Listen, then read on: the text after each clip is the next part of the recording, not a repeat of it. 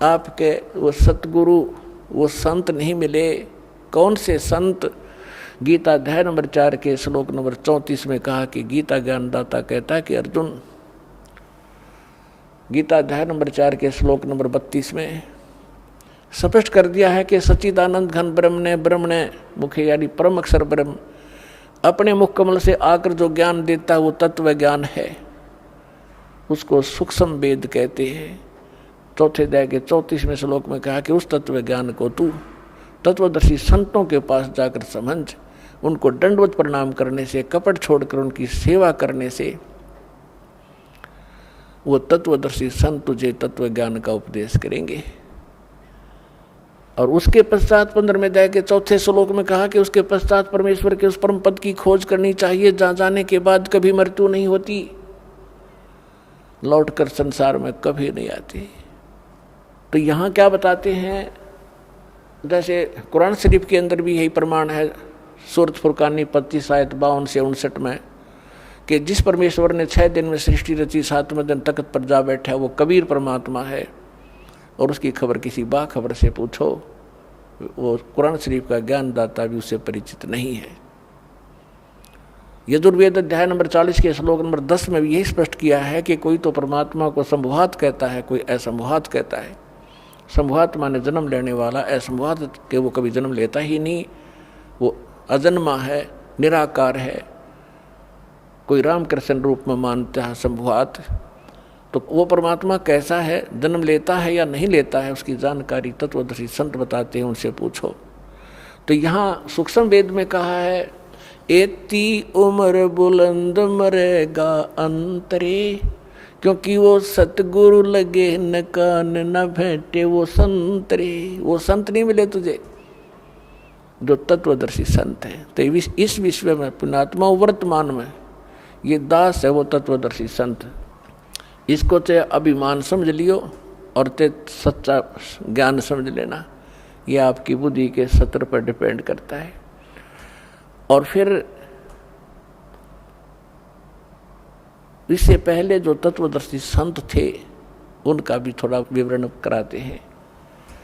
जिनको परमात्मा मिले, तत्व ज्ञान से परिचित कराया और खुद गवाह बनाए सतलोक सचखंड ले जाकर, वो तत्वदर्शी संत थे। उनकी किसी ने सुनी नहीं और उनको आदेश भी दे दिया गया था कि अभी ये भोली आत्मा इस अनमोल ज्ञान को ठुकरा देंगे, ये छुपा के रखना। तो कौन कौन थे वो तत्वदर्शी संत?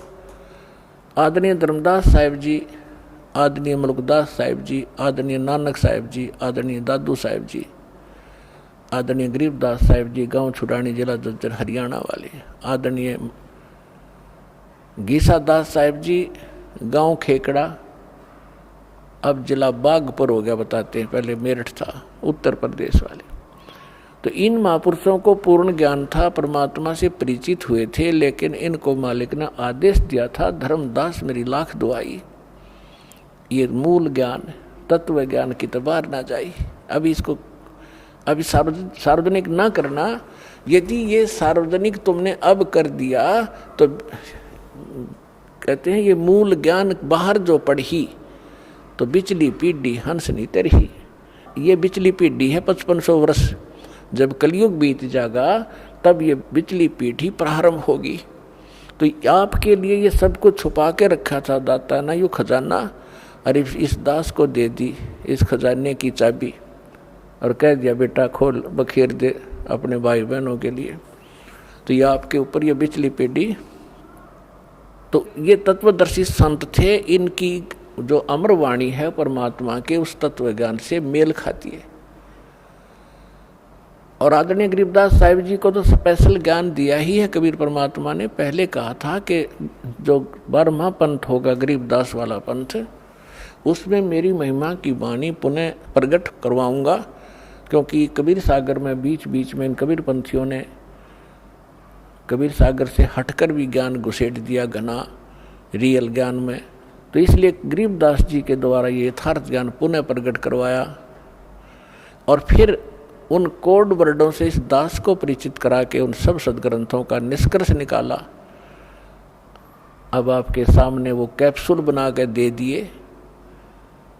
आप खाओ और 101 पीढ़ी आपकी पार होएगी जब लगे रहे तो। 101 पीढ़ी।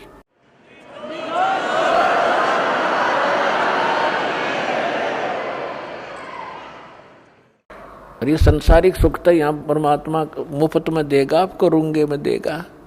जिन सुखों के लिए, जिस धन के लिए आप भटक रहे थे, ये तो आपको फ्री में देगा।